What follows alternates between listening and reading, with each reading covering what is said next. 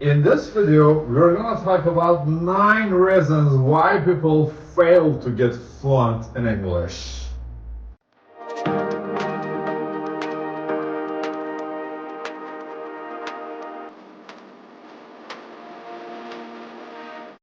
Hello guys, it's me again. Welcome back to the channel, English with Fashion.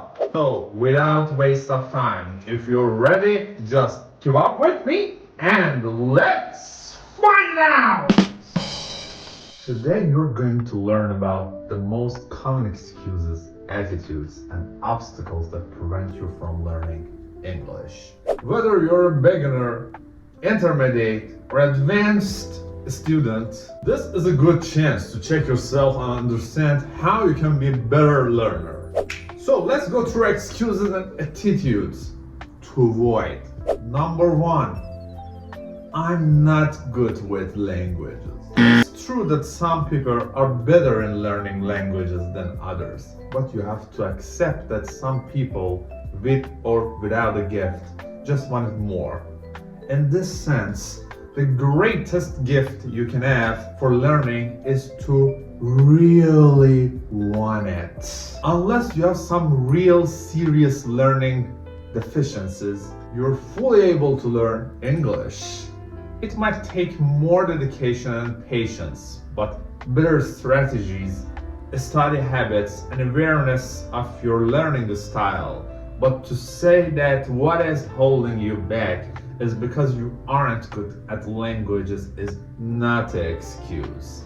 The grand majority of people who have learned English as a second language don't have a gift. They've learned through persistent hard work, avoiding excuses and overcoming obstacles that everybody faces. Second one, I'm too embarrassed to speak. If you don't use it, you lose it. All the embarrassment or laziness that prevents you from speaking will result in the forgetting of everything you've already learned up until the point in the process.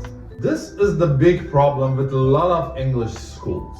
They don't create enough opportunities to speak in authentic situations. If you don't use the basic stuff you learn, no amount of advanced grammar is going to help you remember what you superficially learned and forgot because you didn't apply it. Furthermore, not speaking contributes to the psychological blockage of your whole process. So, what's the best advice? Open your mouth, whether it's in the classroom, alone in the shower, with friends who speak a little or a lot, or even foreigners on Skype. Just stop being embarrassed and open your mouth. 3. Adults don't learn languages very well. While an adult is not going to have the same ability as a child to learn a foreign language, I think many of us just don't give ourselves enough credit. There are plenty of advantages to being an adult language learner, including more self-awareness about our learning process, the fact that we know what we want, and we can plan out our process. It's true that the vast majority of adult language learners will never totally lose their accent, but you can smooth it out with intelligent methods. And if you're communicating fine, what the heck is wrong with having an accent? It's who we are, where we come from, and an important part of our identity. And it often makes you appear sexy and exotic. The world is full of successful adult language learners who do a beautiful job communicating, and there's no reason why you can't be one of them. 4. I don't have the time. You don't need to sign up for an English school and pay a lot of money, nor do you need several hours free time every day. Signing up for and attending the right program can help you a lot and give you some added structure. But if you don't have the time, use your imagination and learn with the technology at your convenience. English for Life is an excellent place to start, and there are plenty of free podcasts can download to learn in your car, in addition to blogs, YouTube videos, and a ton of other free resources. If you look hard enough, you will find a ton of resources that will help you learn English without paying anything. 5. I need to go to an English-speaking country. You simply do not need to travel across the ocean to another country to have contact with the language.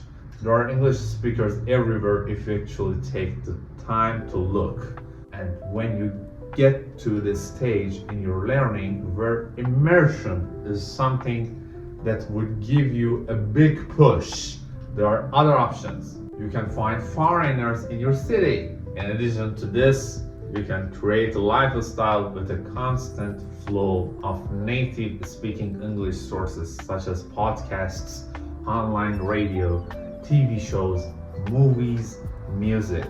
The most important part is adding English into your daily life. Find ways to make it fun. So let's go through obstacles to overcome. 6. Lack of purpose. A lot of people don't have a strong why to learn the language. Even if I have to learn English for my career, it's the truth.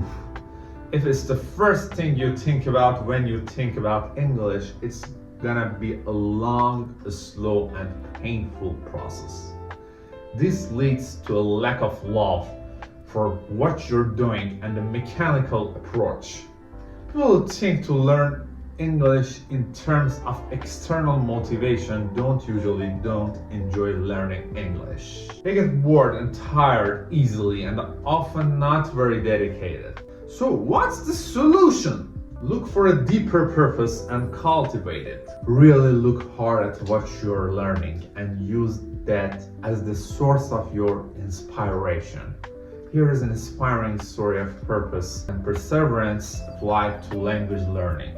Number 7, lack of responsibility. A lot of people want to pay somebody to learn English for them or to acquire the language as if it were a chip in the brain.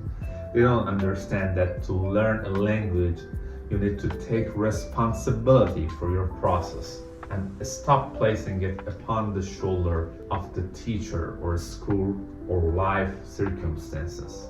Of course, the school and teacher have their own responsibility they must follow through on. But the teacher is more of a facilitator and is only needed to show the student the door. You must be the one to walk through the door by your own willpower. Learning English is not a chip in your brain, but an intimate process that you must participate in every day. Yes, every day. Excellence is not easily, quickly, or even likely to be achieved with a haphazard twice a week effort. Number 8, lack of a good plan or method.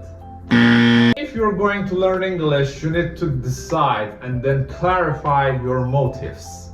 Investigate well the path to success, and then set your life up and execute. People often don't organize their lives in a way that will lead to success with their English learning process because they don't have a very good plan. They don't make the time to learn every day outside of class, and they don't investigate what makes a good school or method. People look for quick, easy fixes to problems that they have to face. If you're not successful in learning English, first stop and ask yourself, why am I not learning? And take responsibility for your own process. Only then should you start looking for people that can help you. Think about the things I mentioned here and then talk with your friends that have been successful in learning. Ask advice from them. Research on the internet. Visit several schools. Watch a class or two and learn to tell the difference between clever marketing and real quality. The last but not the least, lack of imagination. Life and English are not two separate things when you're using your imagination to learn. The problem is that most people treat English like a school subject, which is the worst way to learn a language. English fluency is not to be attained through memorization or grammar or book exercises, not to say that these strategies to a limited degree can't help. Fluency is a dance, an art, a practice and a passion, and the learner must identify his experience with the language in order to flow with her own imagination and learning style. To give meaning to the process, this goes along the lines of having a strong purpose, because imagination often flows out of purpose. Here are a few signs that you're not using your imagination. You're not having fun. You're not excited to learn. You make excuses and you're not utilizing your natural abilities. So, how do you spark your imagination? Clarify your purpose for wanting to learn and connect it to what you already do and enjoy, including your natural abilities, your interests, and your life.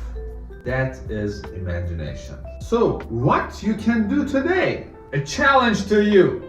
Take 20 minutes to think about what's holding you back. Do a brainstorm. Just throw down a million ideas on paper and don't filter. Why do you want to learn English? What are you good at and how can you apply it to English? How can you cultivate a pleasure for learning English? Don't let the excuses in. Take responsibility and accept the responses. Think about something that you absolutely love to do and imagine how it would be to have the same passion for English. Remember, life is a journey, not a destination. Exactly like English learning. The million-dollar question: how could you enjoy each step and at the same time be sure that you are on the road to fluency? This answer can only come from you.